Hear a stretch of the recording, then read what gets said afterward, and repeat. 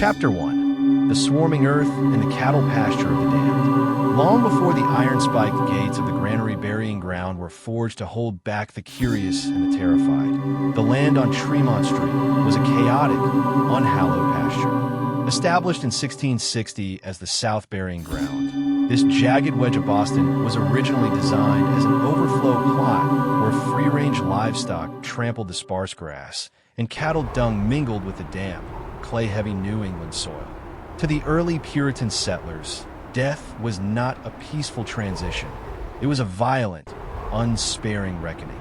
Because the iron-hard bedrock of Boston resisted their shovels, the dead could not be buried deep. Instead, bodies were laid merely 2 or 3 feet beneath the surface, stacked tightly coffin upon coffin. As decades passed, the ground literally swelled under the weight of the dead.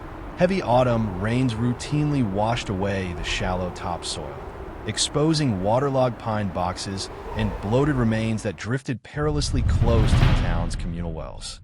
The air above the yard grew heavy with the sweet, sickening stench of rot. When a massive municipal granary building was erected next door in 1737, giving the terrifying patch of land its modern, industrial name. The living attempted to wall off the dead with thick brick and timber, but the dead refused to stay trapped. Today, over 5,000 human souls are packed tightly beneath a space meant for a fraction of that number, with only about 2,300 tilted, sinking markers left to hint at the human crush below. Chapter 2. The Living Nightmare of the Neighbors and Night Visitors. For centuries, the people who lived immediately surrounding the Granary burying ground have shared stories that turn blood to ice. Homeowners whose historic brick townhouses back directly onto the cemetery wall speak of waking up past midnight to the sound of rhythmic, heavy footsteps pacing right outside their bedroom windows, only to look down and find the cobblestone alleyways completely empty. During the Victorian era, newspapers frequently printed terrifying accounts of locals seeing pale, candlelight flickering erratically through the iron bars of the gate long after the city had gone to sleep. Neighbors reported hearing muffled, agonizing cries for help echoing through the masonry, as though the walls themselves were breathing out the suffocating pressure of the thousands buried just inches beneath the surface. Ghosts and gravestones. In modern times, night visitors and late-night tourists walking the Freedom Trail experience an abrupt, crushing weight the moment they pass the threshold. Witnesses frequently report an invisible, icy hand tugging fiercely at their clothing, or hearing a harsh, dry whisper directly in their ear telling them to leave this place. The psychological terror is so profound that numerous visitors over the decades have reportedly fainted or fled in absolute panic before even reaching the center path. Chapter 6. Mother Goose, Forgotten Crypts, and Everyday Souls. Not all who terrify the living were political giants. Tucked away near the center path lies a simple slate marker bearing the name Mary Goose, 1665 to 1758. Widely believed to be the original Mother Goose, whose dark, macabre nursery rhymes were born from colonial mortality. People passing her stone frequently report hearing a chilling, high-pitched child's voice reciting bleak couplets just out of sight.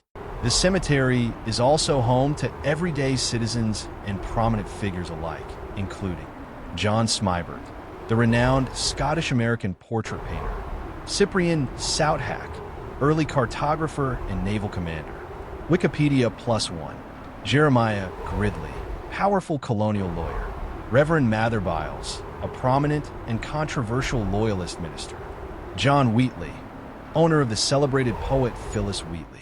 Wikipedia. More terrifying still are the structural horrors hidden beneath the turf. In 2009, a modern tourist walking the grounds suffered a sudden nightmare when the ground beneath her feet collapsed. She plunged downward, breaking through the rotting wooden ceiling of a forgotten, subterranean brick crypt, believed to belong to early Boston Mayor Jonathan Armitage. Inside the pitch-black void lay scattered, unrecorded human remains, proving that the granary is a honeycomb of forgotten dead, threatening to swallow the living at any moment. Chapter 7. The lightning-struck specter of James Otis Jr. Of all the lingering horrors that haunt the Granary burying ground, none is more active or more tragic than the ghost of James Otis Jr. Otis was a brilliant colonial lawyer whose fiery arguments against taxation helped ignite the American Revolution. But after being savagely beaten by a British customs official, Otis suffered a catastrophic brain injury that plunged him into deep, agonizing madness. In May 1783, while standing in a doorway during a violent storm, a jagged bolt of lightning tore down from the heavens and struck Otis instantly dead, executing a man whose mind was already consumed by fire. Ghosts and gravestones. They buried him quietly in the Granary dirt, but James Otis did not find peace. To this day, park rangers, late-night ghost tour guides, and terrified onlookers report the same chilling apparition.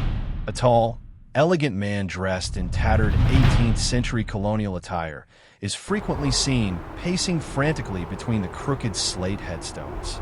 Witnesses describe a strange, flickering static cling shimmering around his silhouette, mimicking the electrical discharge that ended his life.